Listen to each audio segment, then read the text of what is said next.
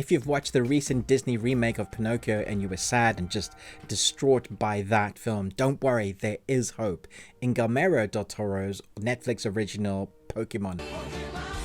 Ugh, I keep doing that in my reviews. It's not a Pokemon, it's Pinocchio. But is it any good? Let's jump in and find out. A father's wish magically brings a wooden boy to life in Italy, giving him a chance to care for the child. If this is not the greatest review you've ever heard, I'm sorry. I recorded one. I thought I was recording one for Pinocchio the first time round, and it was great. I swear it was, but it wasn't recording. So let's hope this is kind of entertaining. So the ensemble cast that you get in this is probably worth you watching this movie for, but I have to say it took me 2 watches to watch this movie. I watched the first half an hour not realizing it was going to be as heavy with the musical numbers that it is, and that really kind of took me out of it. I wasn't expecting it to be as long as it is either. It's over 2 hours and 11 minutes long, and so when I saw the length of it and I saw how many musical numbers it had, I thought, man, I'm just not there for this. I expected to be sucked in straight away, and that was not the case. You've probably seen every movie reviewer and critic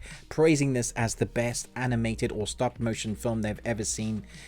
And I kind of did get there, but it took me another watch to get into it. And once I got over that 35-minute mark, I was gripped in, so much so that I forgot that I was watching the stop motion. And that's just all the praise to the animators themselves. You know how long it takes, the expertise it takes just to do a few seconds, and the creature designs that you'd expect to see within Guillermo del Toro's world, especially when he's doing a fantasy sort of movie.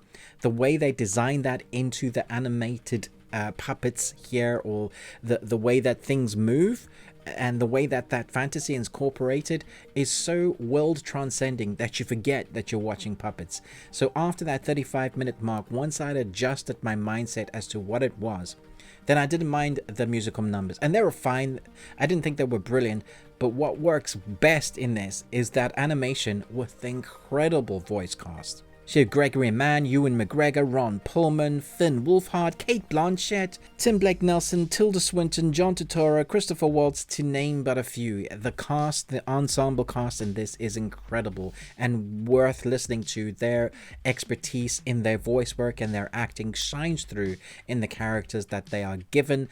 I think Ewan McGregor is incredible. Tim Blake Nelson as the Black Rabbits, not on screen for a long time, but still a lot of fun. Tilda Swinton, again not on screen for a lot of time, but as the Wood Sprite and Death, great. John Turturro. Christoph Waltz, I think, outshines most. He's Count Volpe, and he was excellent in it. There are so many excellent voice casts. I'll probably go down the line. I think the one with the most emotion for me is actually Geppetto, and that is played by David Bradley, and I just thought he was outstanding.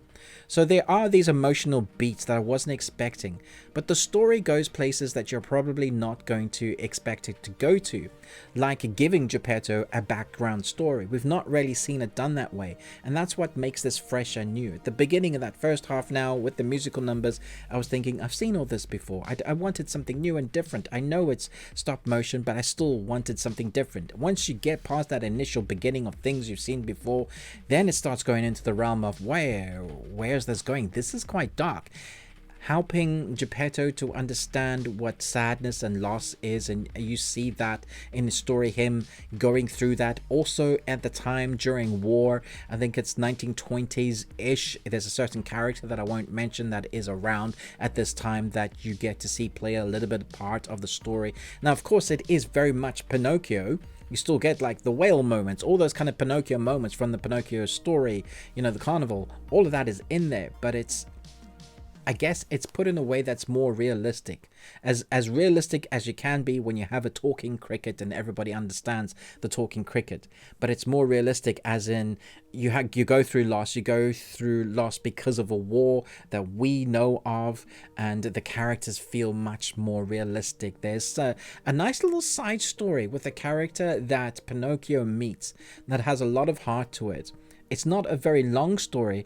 I would say it's probably like 10 minutes of the film, but it has a lot of punch. There's a poignant moment to where even Pinocchio is learning, and it's done like that throughout the film, where Pinocchio has to learn what he's got to learn. And so once he gets to that end, it's not just his character that's learned, but everybody through Pinocchio has learned. There's so much to tell and dissect within this movie that it has a much more depth to the Pinocchio story that I was expecting. So I hope that you guys give this a go. I originally started probably on a 2.5 Nicolas Cages out of 5 because just of the animation or the stop motion, but once I got to that end, it was a solid 4.5 Nicolas Cages out of 5. You got one. So let me know your thoughts and feelings on this movie. What is your favorite? I was going to say Pokemon. I keep wanting to say Pokemon. Pinocchio movie. After this one, I hope it is this one if you've seen it. Thanks so much for watching, but most of all, until next time, remember, live long and Tuesday.